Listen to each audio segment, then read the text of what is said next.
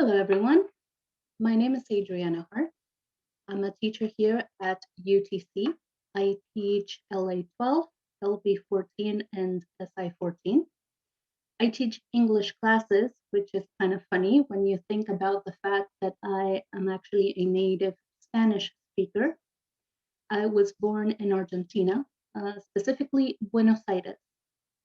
My mother moved us to the United States when I was 10 years old, and it was a culture shock, to say the least. In 1990, I don't know if some of you know this, but it was the 90210 era. And so most kids sort of look like this, very cool, very stylish. And I look like this. Um, that's an actual outfit that I used to wear going to school. And so I would stand out because of my outfit. I thought I was very cool and very fashionable, especially the hat. And I also did not speak any English, which made it very difficult to make any friends, except for those that already spoke Spanish and that were in the same boat, as it were, than me. But before I can tell you about all of that and about the differences between Argentina and the United States, I just want to tell you a little bit about Argentina. So for those of you that don't know where Argentina is actually in South America. It's called the end of the world because if you see that little tiny bit at the bottom there, it's called Tierra del Fuego or Ushuaia. You can look it up, and it's actually called the end of the world, and that's part of Argentina territory. So Argentina is between Chile, Bolivia, Paraguay, and Uruguay, all Spanish-speaking countries. And I was born in Buenos Aires, which is kind of like where that little A is at the end of Argentina. So this is a funny tidbit. So Chileans and Argentinians have this notorious war about their territory. The Andes actually are mountain range that go all along the border or the back of Argentina in between Chile and Argentina. And so they create a natural border between the two countries. However, when I lived in Chile for about a year, I noticed that in the maps, when you would look at the map, Argentina looked like it took a little bit less of that border on the side. Whereas when I went back to Argentina, I noticed that Chile actually took less space than the maps that showed in Argentina. So I thought that was kind of funny how they sort of lied to themselves, as it were. But that's neither here or there. It was just a funny tidbit that I wanted to tell you about. So let's go back to Argentina. So, like I said, Argentina is a Spanish speaking country. It's Catholic.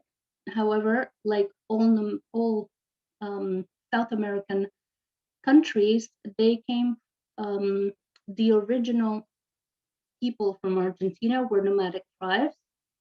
Uh, and there were two groups. The first was the Diaguita, which was closer to Bolivia and the Andes closer to Chile. Here we have a picture of the Diaguita, and you can see that they are playing with bongos that are made out of hide or cow skin. The Diaguitas were incredibly powerful warriors, which actually kept the Mayans who were at the top where Bolivia was, they kept them away from Argentina. So they kept them from invading Argentina. Then we have the Guarani. The Guarani were more to the center of Argentina and closer to the middle. The Guarani, they remained virtually untouched from modern ideals because they expelled the Jesuits and they declined Christian missions when they came to that area. And very amazing people actually came from the Wadani, such as this person, this is an incredible, amazing warrior that came from the Guarani tribe, and this person. Yeah.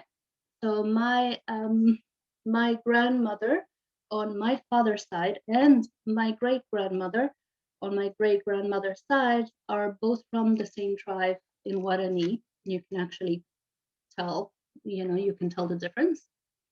Um, so both tribes constituted the origins of permanent agricultural civilization, particularly maize or corn, which is used on just about everything when it comes to food.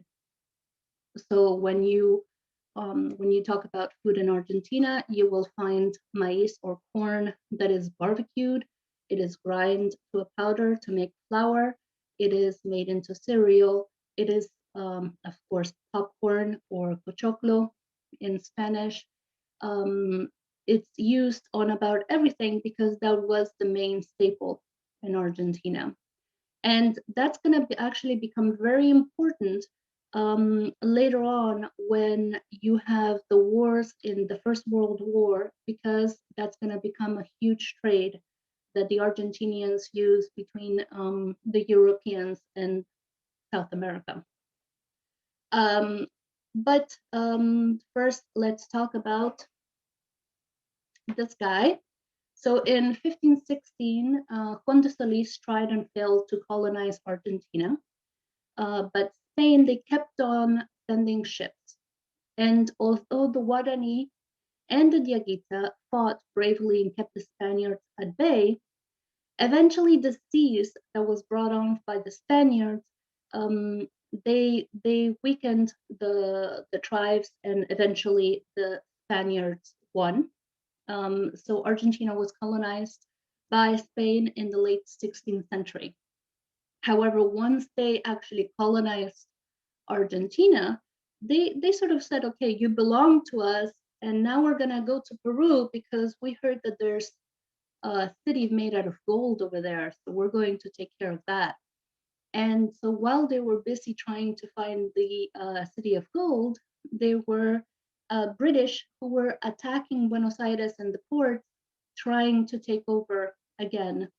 So in 1806 and 1807, it was the people from Buenos Aires that were fighting back and who protected the ports and who actually remained outside of the colonization for the British Army. So this feeling of being captured but not being able, not being protected by Spain, they were not legally able to participate in the trade that was going on between Spain or the Buenos Aires and the European countries. So they were creating trade but not giving any money to the actual Argentinians. This kind of idea made the Argentinians' anger grow until there was a separatist whose name was José de San Martín. This is a picture of him. So José de San Martín, he was the one who crossed over the Andes and liberated Lima first, because remember that the Spanish were in Peru. And then both José de San Martín and Simón Bolívar are credited with breaking the shackles of Spanish rule in South America. So they went around to other countries, including Argentina, and they liberated the Argentinians, the Bolivians, and the Peruvians from Spanish shackles, and they were able to liberate the countries. And so, well, before I get to that, I just wanted to tell you a fun story. So my dad loves history, and he loves knowing the history of our family. So he has this huge folder of birth certificates that go back to my great great great great great great great great grandfather. And according to him, I have never actually seen the birth certificates, but according to him, Jose de San Martin is actually my uncle. So my great great great great great great great great great great great uncle is the Libertador the liberator of Argentina, Peru, Bolivia, and Uruguay. And you can actually kind of tell a little bit. You can tell that we are related. If you really look at it, you start to shift your focus, and you can kind of tell. But you know. So okay, so by this time, Argentinian culture was being shaped and by the large amount of Europeans, immigrants that were coming in. In Argentina was very large land where people could thrive. In Europe, all of the land had been already taken, had been already used, but Argentina was this huge, vast country where people could just come and begin their lives completely new and start building from scratch. And as long as you had the cash, you could do anything. So you had the people that would come in and would stay in Buenos Aires, which was the hub where the ports were. And so you could basically come in and do sales of wares and different things and send them off, ship them off to Europe. Or you could come in and go to the rest of Argentina and become a rancher, buy cattle, buy maize, and so you would become a farm owner in this huge land that was incredibly fertile. What happened with this is that this created a civil war between the unitarists who wanted a one government, and the federalists who wanted several states united under one authority. So the reason for this was because the landowners who were becoming rich through their land, basically they were the kings of their own castle. You had the farmers who had acres of land who could grow corn to sell to Europe, and you had the estancias that would grow cattle, and these were the gauchos that we now know of today, and that we can sport the gaucho pants, which is this type of style. So in Argentina, the gaucho, he ruled himself. It was a sort of nobility that formed. The owners of the plantations, the cattle farms, they would give work to the people that were surrounding them. Anyone who lived in their vicinity could work at that farm or that cattle ranch. There was a special name actually for the male heir or the person that owned the ranch. It was called Don, and you would call, for example, Don Ignacio. You would say to the person to show respect for that person, and that you knew that he was in charge. And these people actually took care of everyone that was surrounding them. So if the church needed to be repaired or the school needed to be built, it was actually them who would give the money to do these public services.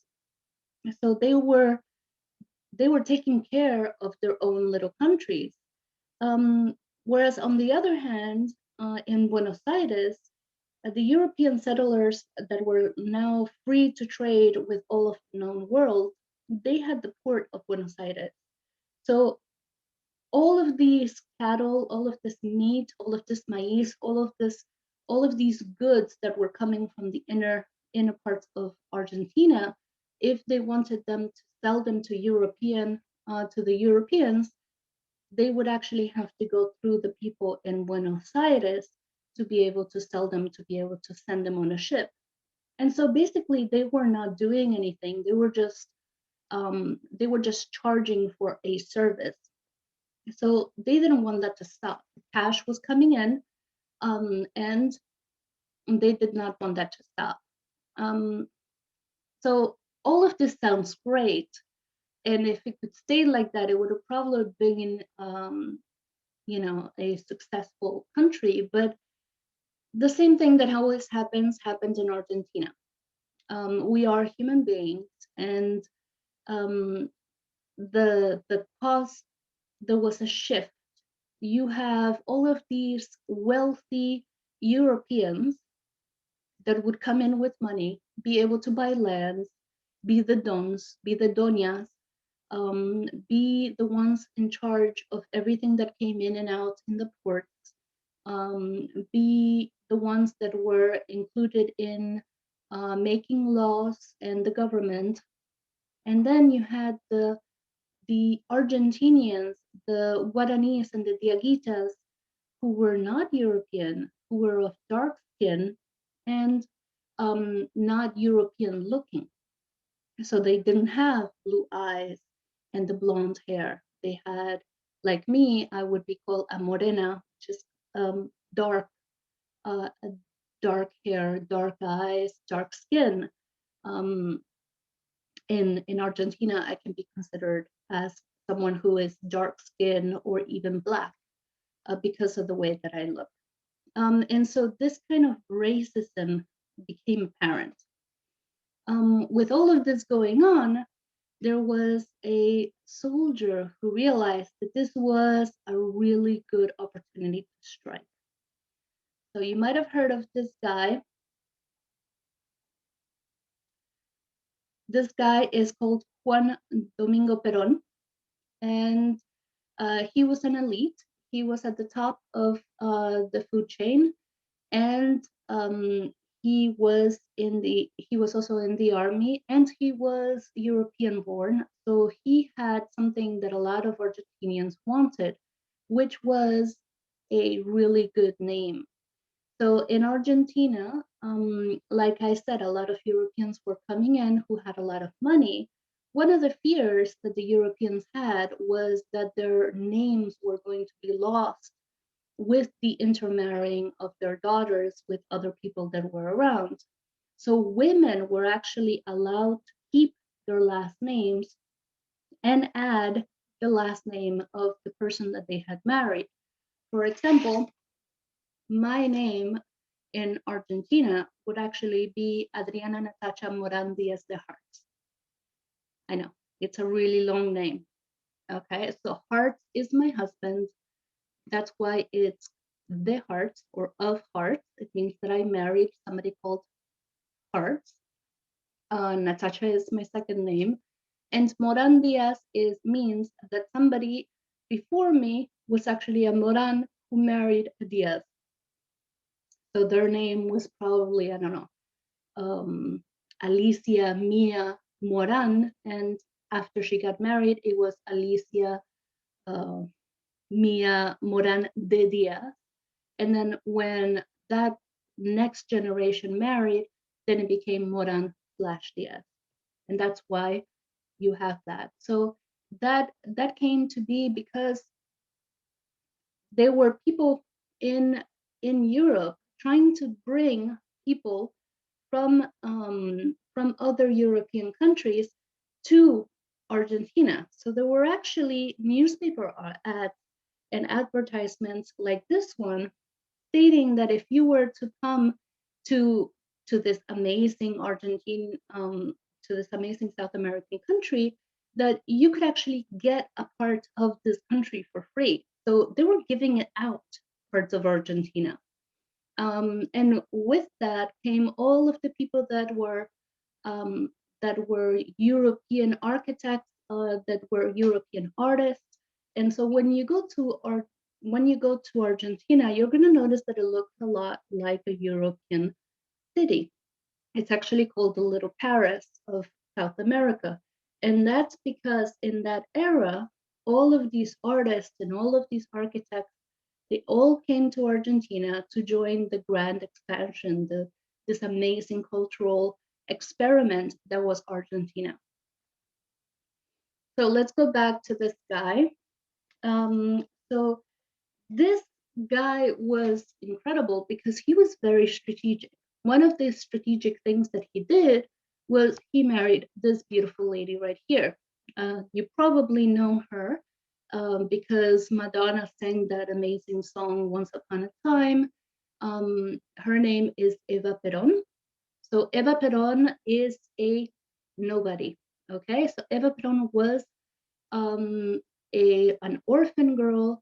Um, that's not true. She was not orphaned, but she did not have a father to her name, which in Argentinian at that in Argentinian terms at that time, you would actually say that she was orphan because she did not have a father that could give her a proper name.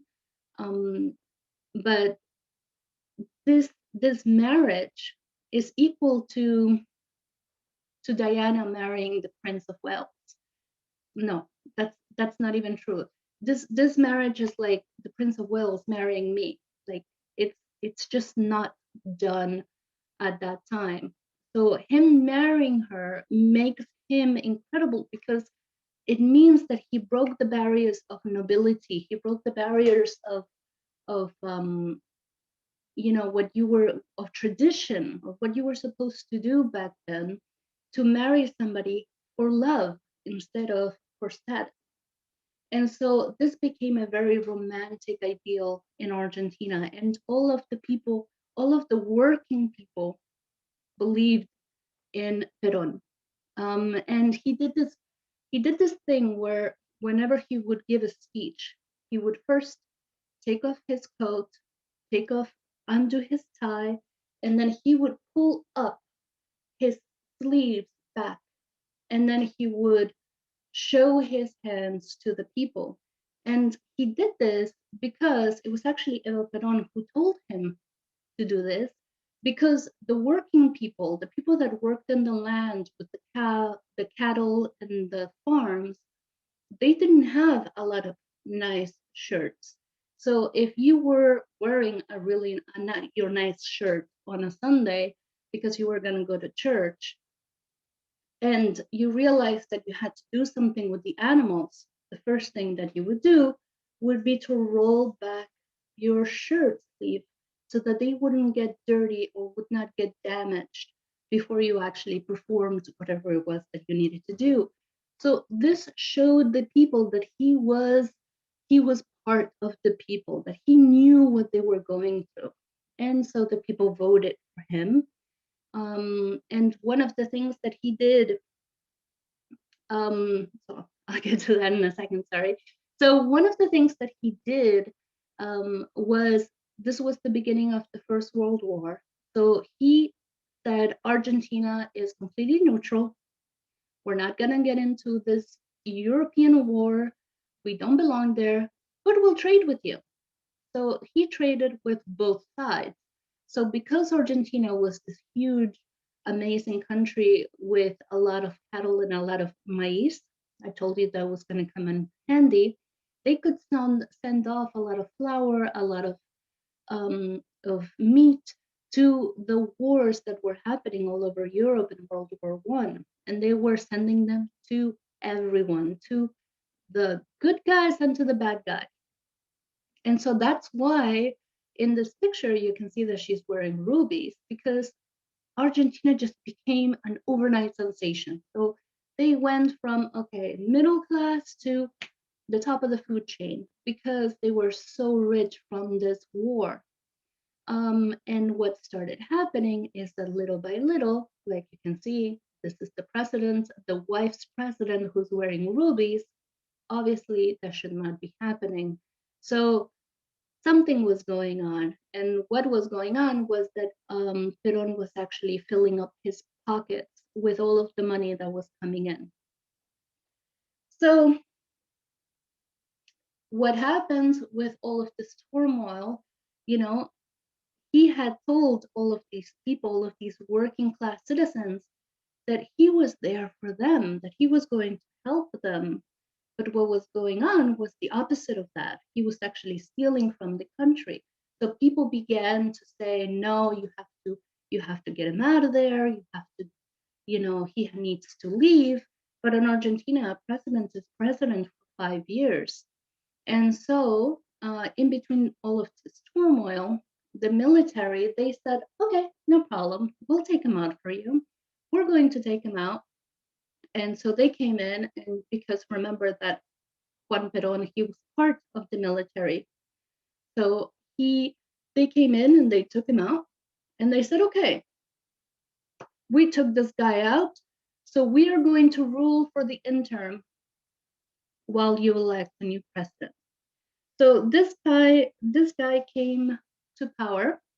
Um, it was in 1955, and um, the group that assimilated was called La Junta. So it was actually soldiers and military heads of military, people that had never ever seen a war, but that's neither here nor there, that took over the country and said, okay, we're going to give it back as soon as you elect a new president, which they didn't. Eventually, what happened was that they did the same thing. They just kept on lining their pockets and not giving any money to the American people, to the Argentinian people. And this guy's name is uh, General Jorge Rafael Videla, and he's the one that took over as the head of the junta. Eventually,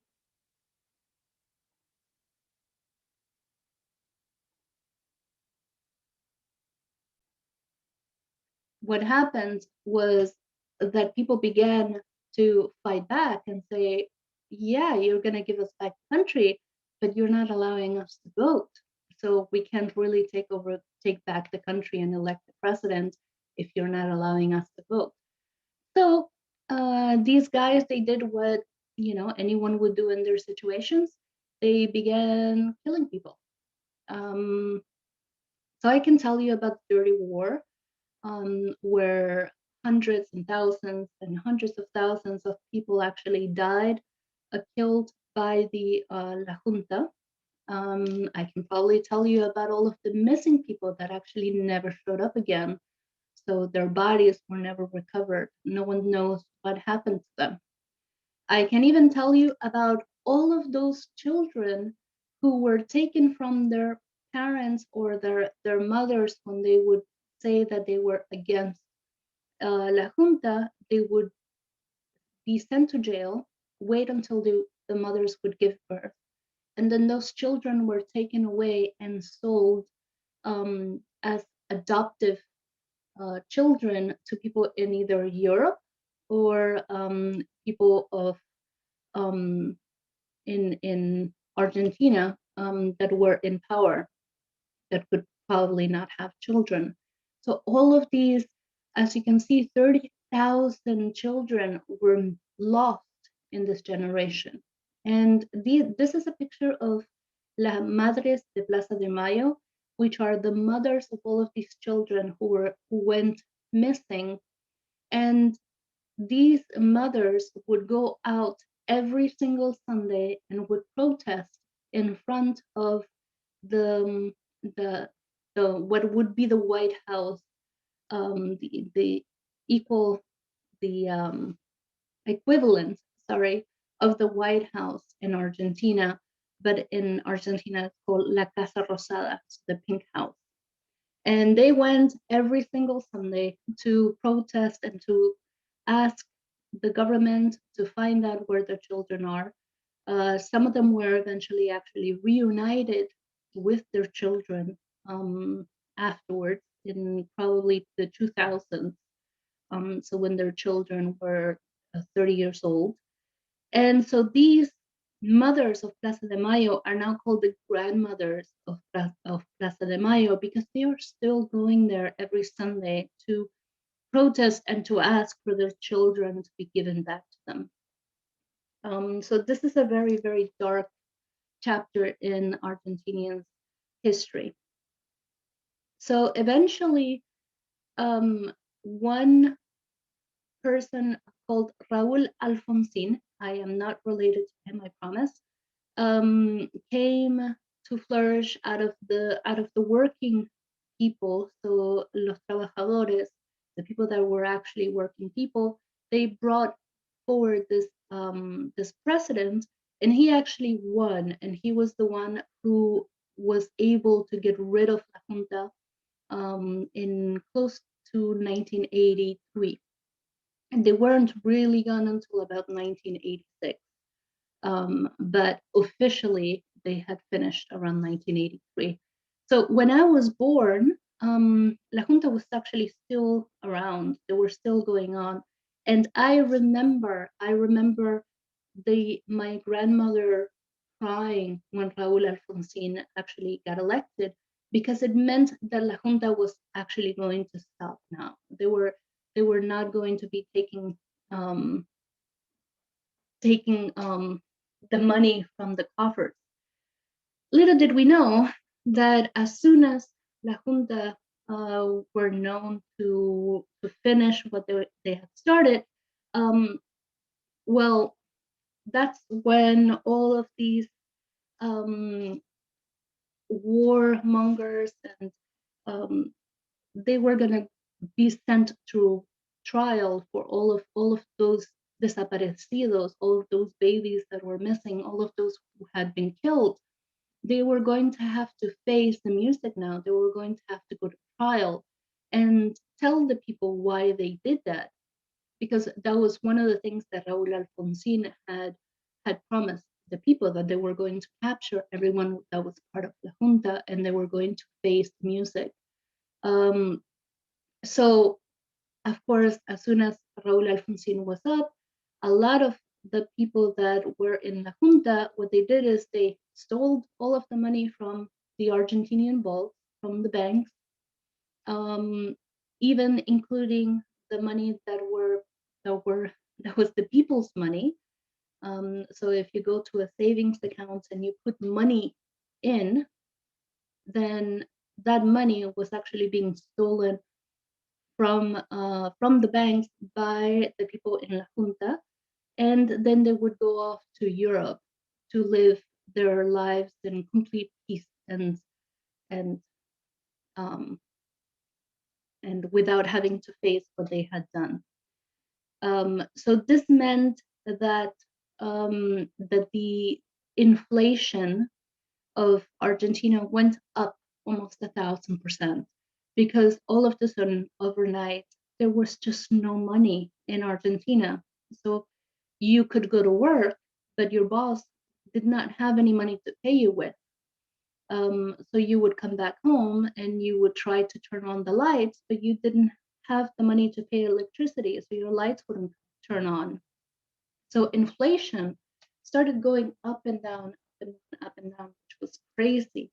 So my mother, I remember that in the morning she would wake up at 6 o'clock in the morning and she would turn on the radio and she would listen, because they would say the prices of staple items such as milk, bread, rice, maize, vegetables. They would actually say the prices on the radio at 6 o'clock in the morning. So as soon as you saw that instead of, let's say, 100 euros, a bottle of milk costed 10 euros, you ran out the door and you bought as much milk as you could. So what happened was that people would buy off all of the milk, and as soon as people started buying all of the milk, the invisible hand um, would make the milk go up. So if it was at 7 o'clock and the bottles of milk were almost done, then the price of milk would go up and go back to 100. So the inflation was going up and down like crazy. This meant that there were weeks when we were able to eat normally, and there were weeks where we had to really take a look at what we needed to buy, and if it was better to actually buy bread or did we buy milk? Because my mom, who was an amazing person, um, excuse me, she actually had to deal with feeding three of us. I am the youngest of three children. And so that was a little bit too much for her. So having to work as a single mother, trying to feed three children in this unstable environment. She actually had a psychology degree in Argentina, but she couldn't do anything with it. So she was actually a teacher um, for um, for special kids in Argentina. Um, but that wasn't paying the bills, so she had to get a second job and then a third job. So there were days when I was younger when I didn't see my mom at all, except when she would come home and read us a story. So um, eventually she said, okay, I can't do this anymore. We're going to have to move. So my mom decided to move to the United States. Her cousin was living in the United States already, so she moved to where her cousin was. And that's how I came to the United States. So this is a picture of me and my brother at the airport. My mom, who had come before us so that she could get in a job, came to meet us at the airport. My other brother is actually taking the picture, my oldest brother. And yes, that's a picture of me. I look really, really cute in that little stylish one 90s outfit, but there you go. Um, and what I thought was amazing was that my mom, she was actually just working at McDonald's. My oldest brother, he was also working at McDonald's, only part-time, so after school. And with those two salaries, we were able to pay the rent. And the first time that we went to the supermarket, my mom put an entire cart full of stuff. And then she went to the checkout and she bought it. That blew my mind. How could she possibly? She must be rich that she could actually buy all of this food. It was just and such like useless food too. She bought things like peanut butter. Why did we need peanut butter, or cereal? We didn't need cereal. You could just buy bread, and eat bread with manteca, with butter, and that was okay. That was my morning meal every single day of my life when I was a child. Um, but in here in the United States, we could live like kings. It was incredible. With her just working at McDonald's and my brother working part time. So I'm talking a little bit about food. So let me get to the differences between Argentina and the United States. So this is what we called an asado. So in Argentina, what people would do a lot of the times was on a Sunday, everyone would get together and they would give a little bit of money or they would bring a bit of food. And the entire family would get together and they would make an asado. So everyone would eat well that one day of the week. And it was just a time where you could go with your family and speak to your cousins and enjoy your Sunday after church, of course. And you would just enjoy yourself. And what's crazy is that in the United States, no one ever invited me to an asado. So, like you could go to the United States but never be invited to a dinner because that's what people did when they went out on a date.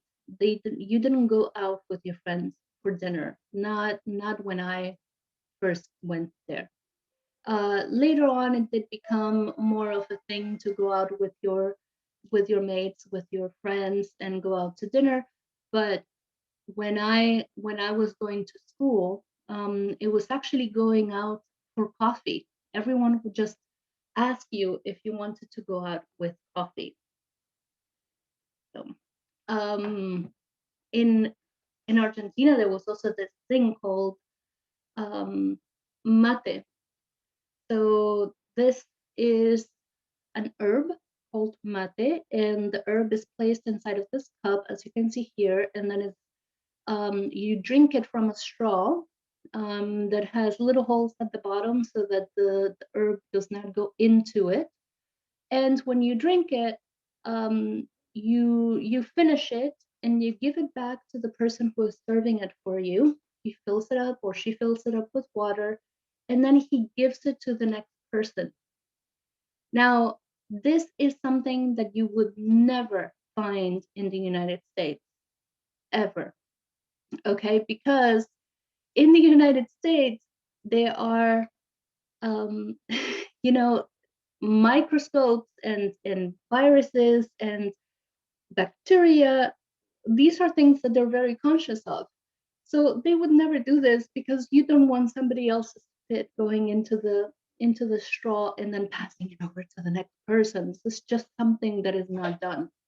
Um, and it's actually something that during the pandemic was actually part of the social distancing rules, which said everyone has to have their own mate. Like you cannot pass the mate to somebody else. Everybody has to have their own straw. So these are some of the things that were very different. Um, Let me tell you about some other stuff. Okay, so some of the other things that are different between Argentina and the United States is doing any type of paperwork. So if you needed a driver's license in Argentina, you needed to go to the motor vehicle, same as in the United States. But there you had to bring your birth certificate. You had to bring your DNI, so your document your of identification. You had to bring your mother's birth certificate, your father's birth certificate. You had to make sure that you had done the test properly. That test had to be certified by the right person, which meant that you had to go to another office, to another center, so that they could put in a signature and a stamp that would actually just cost money. These were all things that had been left over by La Junta, by the military service, who were very much into having everything, all of their T's crossed, all of the I's dotted. Everything had to be regulated. And so everything had to have a rule and a regulation so that people could follow it and not make mistakes. In the United States, I brought my social security. That's it.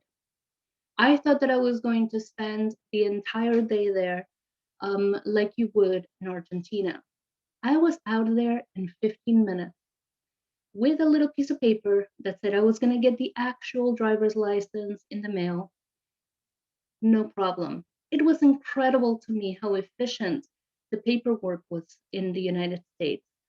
And that wasn't just the DMV. That was the same thing for when I had to get my social security card, when I had to get um, my nationalization, the paperwork that I had to give in to become a citizen. It was just anything that needed had to do with paperwork. It was incredibly easy and efficient because in the United States you don't have these laws and regulations because they have been a country for so long, and they have never been disturbed by any type of dictatorship that changed the rules. It was always the same, and it was just increasing its efficiency instead of being stuck in an era of military rule. Um, the other thing that is very different in Argentina and the United States is, well, like I said, food. I talked about the asado already. But the other thing is that in Argentina, same as here in France, whenever you have to go to lunch when you're at grammar school or even high school or junior high school, in Argentina, you would go home to eat. You would have 2 hours to be able to go home, eat a full meal, take a nap if you wanted to, and then go back to school for an extra 3 hours. So yes, it would mean that you would be home at 5 o'clock in the afternoon or 4:30, but it also meant that your day was broken up, and so you didn't feel like you were at school all day. This also meant that you could go home and eat a very nutritious meal. Whereas in New York, at least, or in the United States, you had the same allotted time to eat lunch as the rest of the classes, so 45 minutes. And so you had to eat very quickly. You could not leave the school. You had to eat lunch at the school. So you had the choice of either bringing in your lunch, which meant the famous peanut butter and jelly sandwiches, because mothers did not have the time to make a full lunch takeaway meal that you could eat at school, or you would have to eat at the school cafeteria, which meant that you had to pay maybe $2, $3 to eat what was a typical American lunch, meaning hamburgers or cheeseburgers, pizza, macaroni and cheese, mashed potatoes with meatloaf. These were the typical lunches that you had to eat, which for me were very different from what I was used to. So that was also very something that was very different between the two countries. Another thing that is very different between Argentina and the United States is the way that we greet each other. So in Argentina, we're huggers. So we go in, we don't just give kisses, like over here it's in France it's already in the emotional or the way that we kiss very emotional because we're kissing on both cheeks. So even somebody that you don't know very well, you're already coming in and touching them, which is something like the picture right here. I mean, people keep away from each other. They give each other their spaces and maybe just a handshake in the United States. But here we give a kiss on each side. Well, in Argentina, we give a kiss to each side and we hug. So we are big huggers, and that means that every time that you went to an asado or a birthday party or even just a friend's house, you would come in and you would hug everyone and say, "How are you?" and kiss, and so it was very like emotional. People were much closer and warmer. Whereas in the United States, you would come in and maybe shake people's hands, if you knew them, you could shake people's hands. Women to women might kiss each other on one cheek if they actually kiss, because sometimes it's an air kiss, the famous mwah on the side of the cheek, but not actually touching. Um, and definitely no hugs unless you're family or it's your boyfriend or it's a really, really good friend that you've known for 25 years. Um, and that's one of the biggest differences. So, for example, here you can see a picture of the Argentinian president at G20, and he is going in for a hug, and the woman is actually kind of holding on to his arm, saying, "Okay, kind of keep away there. Yes, I like you very much, but don't come over for the hug because this is not what we do in my country." And this is an Argentinian president, but he still has that feeling of wanting to go for the hug, you know, even at a important place such as the G20. Um, in the United States, the other thing that you do is even when you say goodbye, um, you don't go around kissing and hugging everyone when you're leaving. You just sort of go, "Okay, bye guys, I'm leaving," and you wave. Maybe you kiss the person that invited you to the party and you tell them goodbye.